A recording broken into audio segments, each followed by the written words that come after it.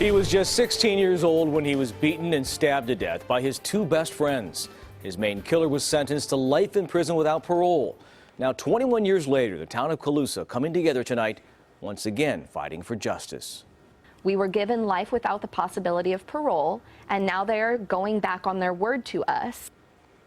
Because of a 2013 California law, Nathan Ramazzini, widely believed to be the driving force behind the killing, could regain his freedom. Good evening. Thanks for joining us tonight. I'm Tony Lopez. And I'm Christina Janes. CBS 13's Shirin Rajay joins us live now from Colusa, where a resentencing hearing is set to take place tomorrow morning. Shirin? Christina and Tony, it's been 21 years, but the victim's family and this entire community, they're still reeling from Erik's murder. Just as they were starting to heal, they tell me they now have to fight to keep Erik's killer behind bars. And tonight, dozens gather to show their support.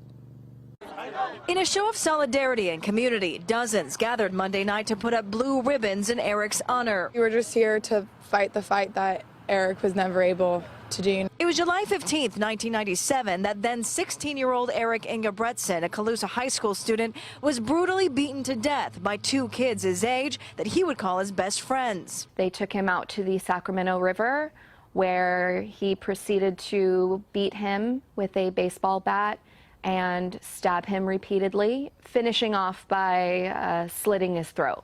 In court, co-defendant Leo Contreras accepted a plea bargain, but it was Nathan Ramazzini who dumped Erik's body in a Colusa County field. He was convicted of first-degree murder and was given a sentence of life in prison plus 1 year without the possibility of parole. But all that can soon change. And now to be in this position again, it feels like we have been thrown right back into 1997, and everyone is in a really sad, scared place at the thought of Nathan Ramazzini having his sentence reduced. This is Ramazzini just a few years ago in 2013. He's now 38 years old, and parole could be a possibility for him because of Senate Bill 9. The California law, passed in 2013, essentially gives a second chance to those who were under the age of 18 at the time of their crime and sentenced to life without parole. They can now ask the court for a new sentencing hearing. It is a threat to public safety and a threat to the victims who are still here. Now, 21 years later, the pain resurfaces and the fight for justice continues. We want to make sure that